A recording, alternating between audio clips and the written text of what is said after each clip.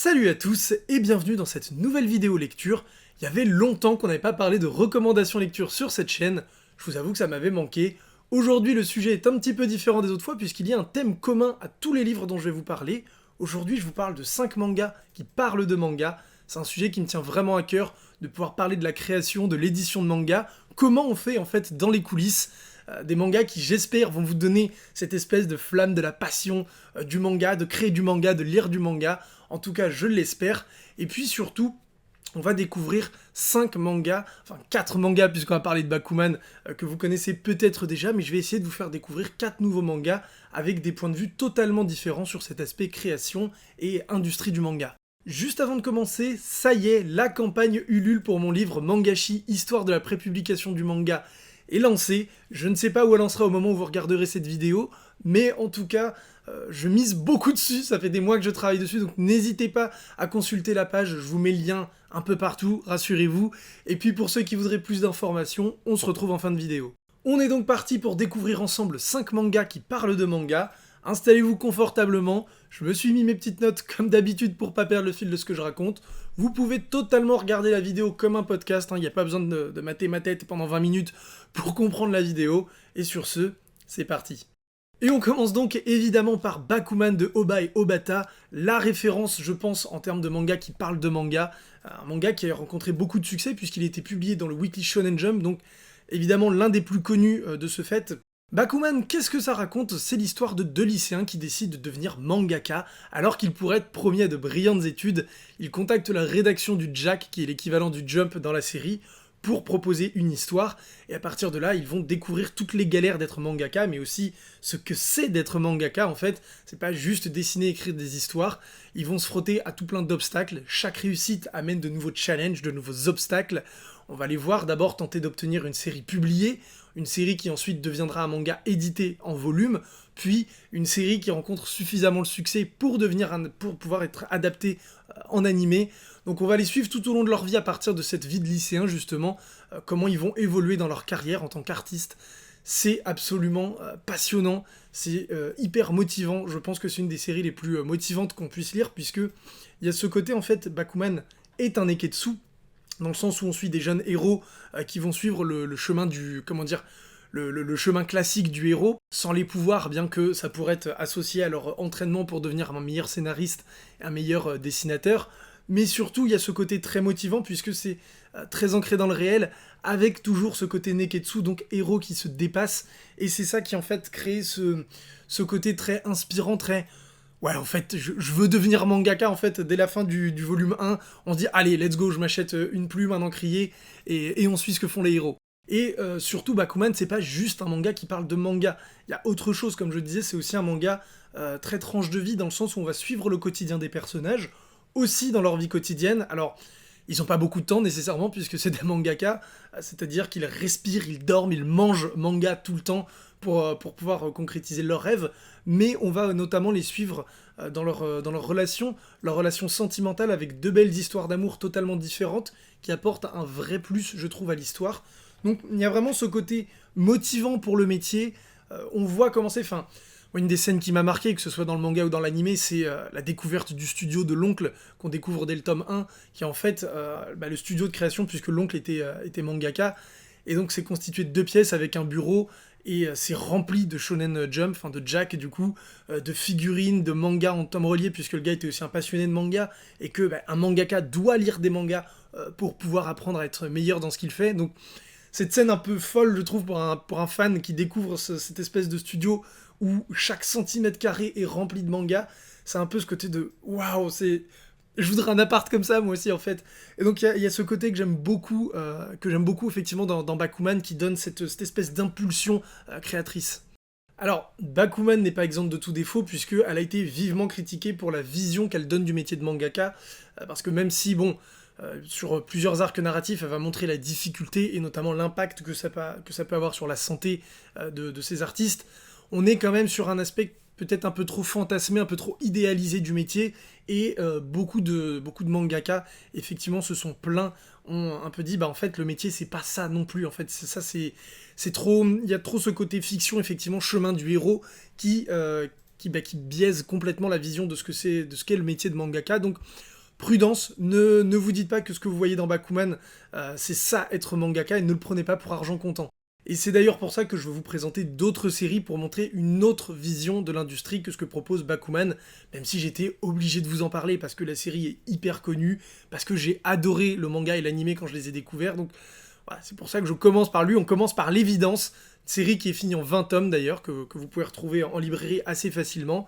Mais maintenant, on passe aux choses sérieuses avec 4 autres séries, beaucoup plus, qui vont aborder le métier d'une manière totalement différente.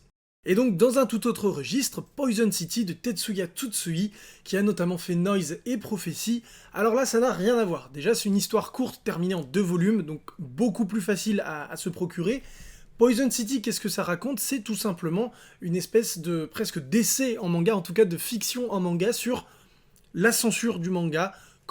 Qu'est-ce que c'est en fait la censure, comment on peut tomber dans cette censure, et comment on peut l'éviter, comment se questionner autour de ça. C'est absolument passionnant, c'est un peu badant, Poison City, clairement, puisqu'en fait on suit un mangaka qui va se retrouver censuré puisqu'il fait des œuvres un peu violentes, qui sont pas pour tout le monde, sauf qu'en fait l'une de ses œuvres est retrouvée dans la chambre d'un tueur en série qui se fait attraper par la police, et donc il va y avoir effectivement tout un débat lancé au niveau du public ouais, en fait le gars était un tueur en série à cause des mangas, c'est les mangas qui l'ont rendu violent. Toujours le même discours que vous devez très certainement connaître évidemment, puisque à intervalles réguliers ce genre de discours revient. Et donc, c'est ça le postulat de départ de Poison City, c'est ce qui rend, je trouve, cette œuvre absolument passionnante, c'est effectivement comment on lutte contre ça, comment on peut faire contre ces espèces de discours qui accusent le manga de tous les maux, avec notamment des discours entre les créateurs et les politiciens, et c'est surtout sur cet aspect que la série est très badante. Je vous spoile pas, mais on n'est pas sur du neketsu, donc pas forcément sur une happy ending, voilà. Mais ce qui est surtout très intéressant dans Poison City, c'est effectivement qu'elle va amener au débat sur cette censure, comment la combattre, comme je vous disais, et qu'est-ce que c'est que cette censure? Est-ce qu'il faut censurer? Est-ce qu'il ne faut pas censurer? Est-ce que la liberté de création doit être totale?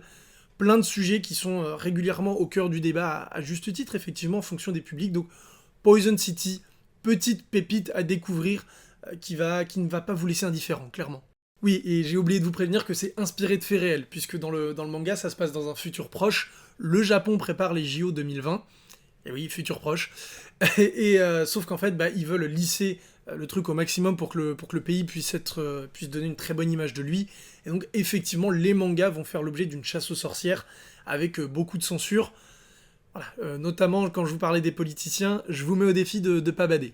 Et on enchaîne dans un registre encore totalement différent avec Slice of Life, encore une série courte puisque terminée en 3 volumes, et elle a été écrite par Satsuki Yoshino.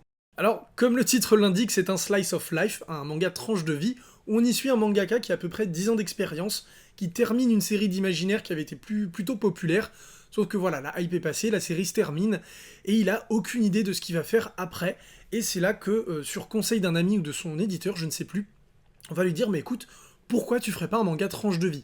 Et là il se dit, mais en fait ça n'a rien à voir avec ce que je faisais avant, et il va se laisser convaincre par l'idée, et donc on va le voir réaliser ce manga tranche de vie, Slice of Life, notamment sur la campagne, avec une bande d'amis à la campagne japonaise.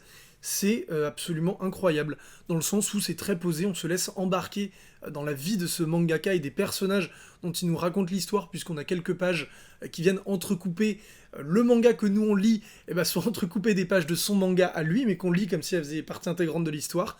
C'est incroyable, enfin voilà, il y a tout ce côté tranche de vie qui fonctionne incroyablement bien, c'est très reposant, et en bonus, on découvre un peu ce que sont les réalités du métier de mangaka. L'aspect le plus intéressant sur le sujet, c'est effectivement que au Japon, vous avez beau être un mangaka super populaire, pour la série d'après, vous repartez à zéro. C'est pas parce que vous êtes connu que vous allez avoir des passe-droits, et c'est pas parce que vous êtes connu que le public va apprécier votre manga, puisque le juge du manga au Japon, c'est le public, avec les questionnaires notamment de satisfaction.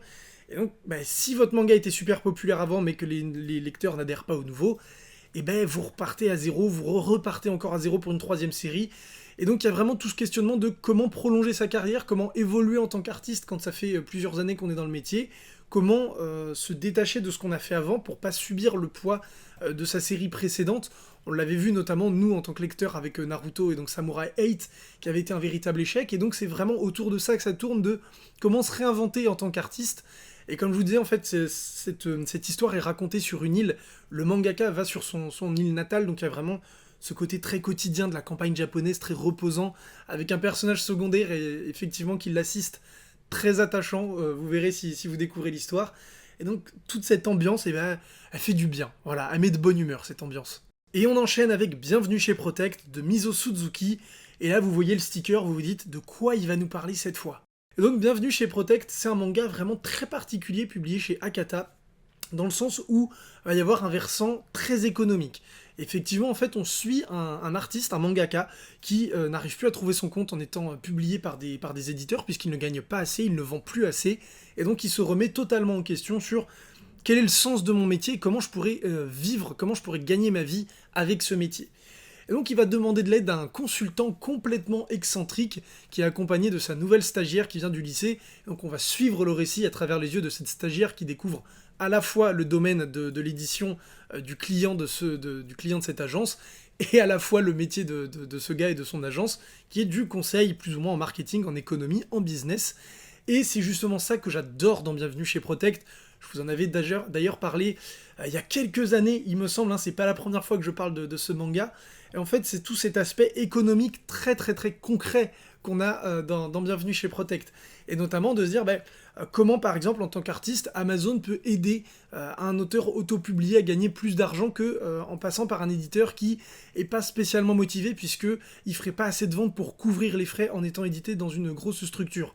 Il y a tout cet aspect du rapport au numérique aussi, comment le mangaka, qui est un métier très, très porté sur le papier, comment orienter sa création, comment orienter son métier et l'adapter avec les nouvelles technologies, justement.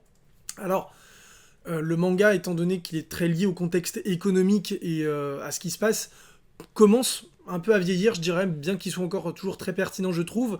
Et même si le but du manga n'est pas forcément de trouver une bonne réponse et de dire « c'est ça la solution », puisque si ça avait été le cas, tout le monde ferait comme ça. Mais ce que je trouve intéressant, un peu à la manière d'un Poison City, c'est qu'il va ouvrir au débat. Il va questionner sur le métier, sur l'industrie, et se dire comment on peut faire. Alors, comme je vous disais, c'est une histoire courte, en 3 mangas, mais par contre, les 3 mangas racontent chacun une histoire différente. C'est-à-dire que le premier, on va justement suivre le mangaka qui a besoin d'aide pour réinventer son métier. Dans le volume 2, on part sur complètement autre chose, avec un petit studio de jeux vidéo, et dans le volume 3, on en revient au mangaka du premier volume qui a trouvé des solutions apportées par rapport... trouver des solutions qui ont été apportées dans le premier volume, mais maintenant, comment on va pérenniser ça, quelle est la suite. Donc, vous pouvez, entre guillemets, vous passer du volume 2 si vraiment vous voulez vous intéresser qu'à l'aspect mangaka. Moi, je trouve que c'est toujours intéressant parce que le personnage de consultant est complètement barré, c'est un régal.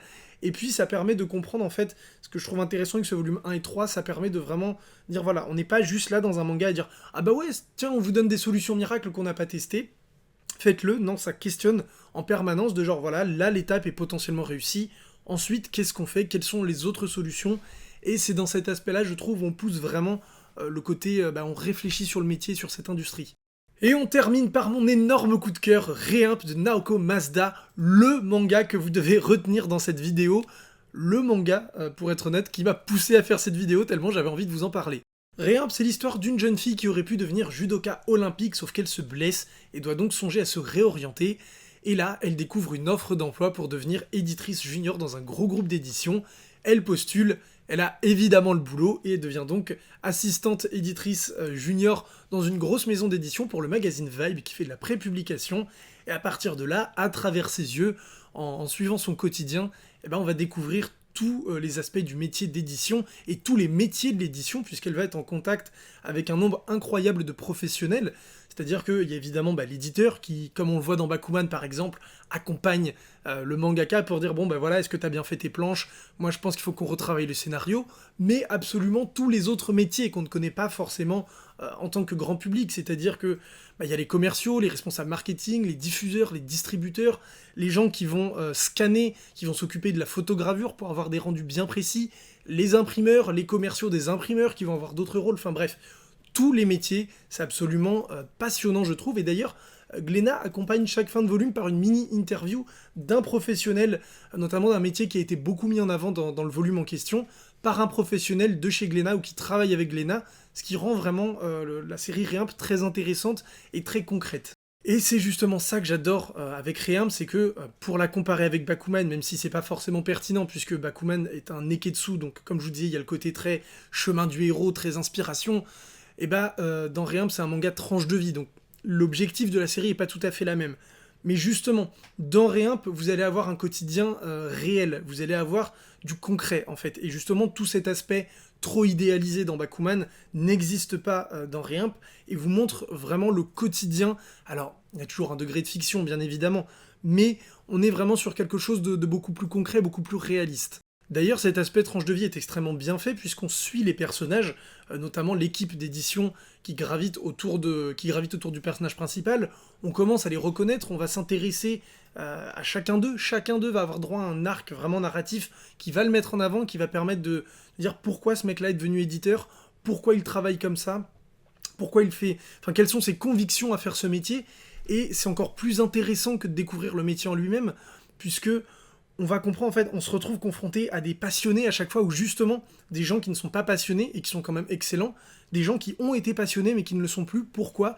Enfin voilà, Réimp brasse vraiment une quantité incroyable de personnages et de métiers, c'est extrêmement bien fait, il y a vraiment des scènes où je me suis surpris à être vraiment pris aux tripes et me dire, waouh, le background de ce personnage est dur, les convictions de ce personnage sont touchantes.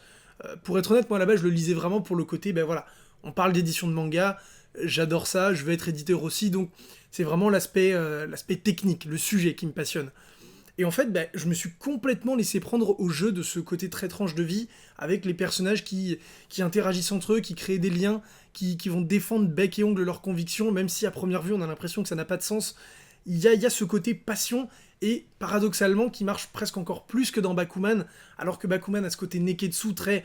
Voilà, genre on se défonce pour la passion. Il y a ça dans Réimp, mais d'une manière plus...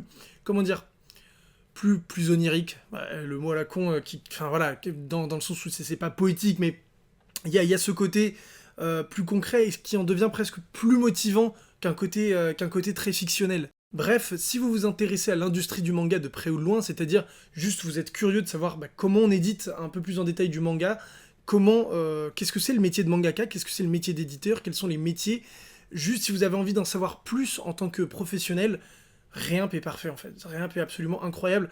Je vous avoue que sur les premiers tomes, quand j'ai découvert cette série, à la fin de chaque chapitre, je partais dans 15 minutes de réflexion à me dire oh, mais on pourrait faire ci, on pourrait faire ça serait une trop bonne idée. Enfin, le manga m'a vraiment provoqué cette espèce de flamme dans le creux du bide là, de se dire waouh, j'ai envie de faire ça, j'ai envie d'en être, j'ai envie de réfléchir autour de ça, c'est incroyable. Bref, j'arrête là avec Réimp, je pourrais encore vous en parler pendant 20 minutes si ce n'est plus, mais je suis pas sûr que ça serait très constructif.